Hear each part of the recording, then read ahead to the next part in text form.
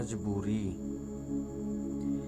मोहन की ट्रेन समय पर ना होकर लगभग 4 घंटे लेट थी। ऐसे में 2 घंटे का सफ़र तय करके वापस घर जाकर वापस लौट कर आना समय और पैसे दोनों की फिजूल खर्ची होती। इसलिए मोहन ने वहीं स्टेशन पर ही इधर उधर घूमकर समय बिताने का निर्णय लिया। चलते चलते वह गेट के पास पहुंचा ही था कि उसका ध्यान एक महिला और टिकट चेकर की ओर चला गया। टिकट चेकर बाहर निकलने वालों की टिकट चेक कर रहा था। तभी एक महिला को उसने रोककर कहा, टिकट प्लीज। आसपास गुजरती हुई भीड़ से अलग होकर बड़ी सहजता से उस महिला ने अपना बैग खोला और टिकट खोजने लगी। मेरा पर्स सर, मेरा पर्स मेरे बैग में नहीं है। उसमें मेरे 300 रुपये और टिकट दोनों थे। रुंधे गले से वह बोली। उसका चेहरा फीका पड़ गया था। उसकी हालत देखकर मोहन को समझते देर नहीं लगी कि ट्रेन से उतरते समय किसी ने भीड़ का फ़ायदा उठाकर उसका पर्स उड़ा लिया है। उस महिला को अभी भी विश्वास नहीं हो रहा था कि उसके साथ ऐसा कुछ हो गया है। उसके मन को तसल्ली नहीं हो रही थी। उसकी उंगलियां बैग का कोना कोना तलाश रही थी। चेकर पर नज़र डाली तो पाया एक मुस्कुराहट वहाँ रुकी हुई थी। चेकर अगर किसी को बिना टिकट पकड़ ले तो आसपास लोग भी इकट्ठा होने लगते हैं, क्योंकि ऐसे में मुफ्त का तमाशा देखने को जो मिलता है। ऐसा अक्सर बस स्टैंड पर भी होता है। जब टिकट चेकर बस से उतरती सवारियों से टिकट मांगते हैं और उनके पास टिकट नहीं होता तो लोग अपने गंतव्य की बसों से ध्यान हटाकर उस घटना को देखने लगते हैं कि अब क्या होगा।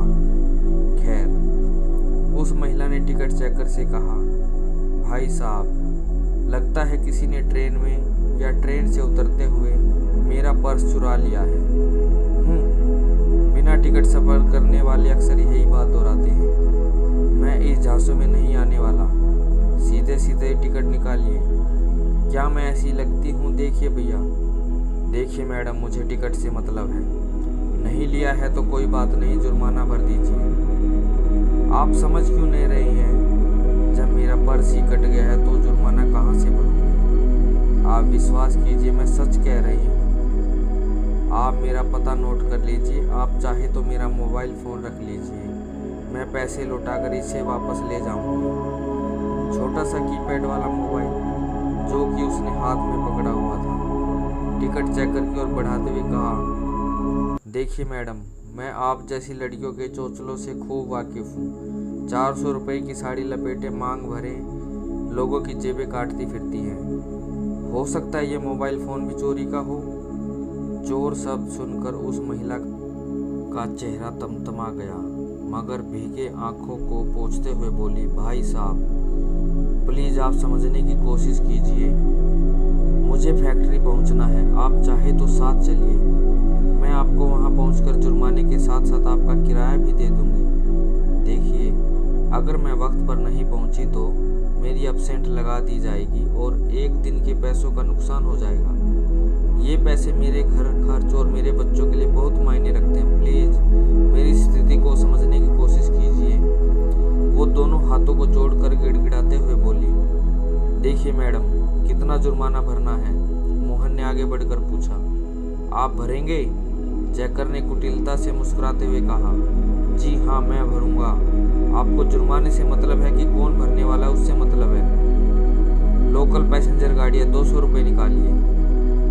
लीजिए, रसीद काटिए। मोहन ने पैसे टिकट चेकर की ओर बढ़ाते हुए कहा और जुर्माने के पैसे भरकर उसने रसीद उस महिला की ओर करते हुए कहा, लीजिए बहन जी, ये 5 उंगलियों को एक बराबर समझते हैं।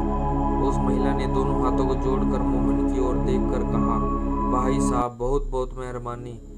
मेरी फैक्ट्री पास ही है, थोड़ी देर का रास्ता है, चलिए, मैं आपके रुपए भी अभी। उसकी बात पूरी भी नहीं हो पाई थी, छटती हुई भीड़ में से किसी ने कहा, अरे भैया, पूरा दल चलता है इनका। एक पकड़ा जाए तो दूसरा छुड़वा लेता है। वह महिला उस बात को सुनकर रो पड़ी। मैंने उससे कहा, बहन, कुछ तो लोग कहेंगे, लोगों का काम है कहना। ऐसे छीटाकसी तमाशबीन बने लोगों का काम है। आप जाइए, आपको देर हो रही है। आप अपना पता दे दीजिए, मैं मनी ऑर्डर। ज़रूरत नहीं, मगर आपके पैसे? जब कभी किसी ज़रूरतमंद की मदद कर सकती हो तो कर दीजिएगा, कहकर मोहन आगे बढ़ गया।